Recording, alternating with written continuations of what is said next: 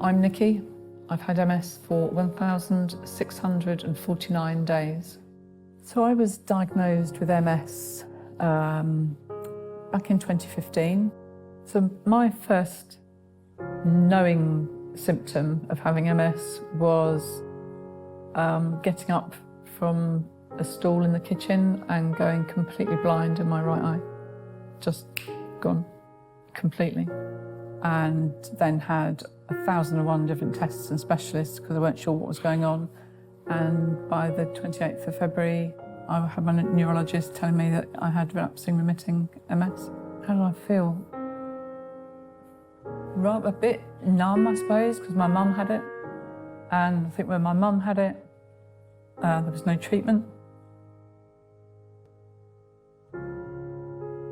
I knew from her experience that she'd had no medication, no treatments of any kind. I mean, there was no MRIs, nothing. And I just saw her year by year by year, just each ability being eroded away. She went from being able to walk, to having sticks, to a wheelchair quite quickly, no sensation in her hands. It was all physical, where for me it's mainly been hidden illness. Since I've had MS, I've had some pretty good highs and some pretty awful lows as well. Like really, when I say they're like a spasm or a cramp, it's not like any cramp I've had. I've had cramp obviously before. So it might come on like a cramp and it'll be in my right leg, so from the knee down, calf, right the way through to my toes. And it's as if it's in your bones and your tendons and your muscles and everything just goes.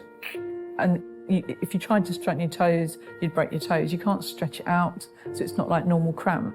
But it's flipping painful, and it's always in the night time. Highs, I think, were when my eyesight started coming back. That I couldn't see colours at all, even when it started coming back. So actually being able to see, it sounds quite a small thing, but being able to see the sky is blue, but like the sky had been white for like, even when it was starting to come back, you couldn't see colour. So if I kept this eye shut, everything was still white. Actually being able to see a blue sky again, you take it for granted. Well, I don't now. I look at the sky and I think how beautiful it is. One of my highest highs has got nothing to do with having good or bad days or anything like that. My daughter had nagged me for years and years to have a dog, and we'd always said no, no, no. What happens if you go off to university and I can't walk? Who's going to walk the dog? I then thought, you know what? If I want a dog, I'm going to get a dog. So I said to my husband, I might always be able to walk. I don't want MS to be the thing that rules my life. So I now have a dog, and he's exceptionally naughty, but it is my two fingers to MS. Today's today. If you live for today, then that's all you can do. You don't really know what's around the corner. Anything could be around the corner. I mean, my husband always laughs and says, well, you'll either be in a wheelchair with me pushing you around, we'll probably have to live in a bungalow because I don't want you to have one of those stair lifts, or if you're anything like the rest of your family, you'll be dying young and we won't have to worry about that, which sounds awful. However, we are laughing when we're saying it, because if you don't, what do? You cry.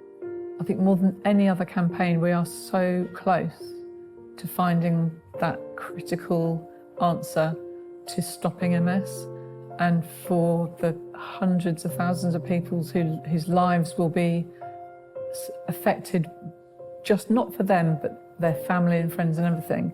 We just need that push over the finish line. I would just say to everyone, please, if you can, get involved in whatever way you can.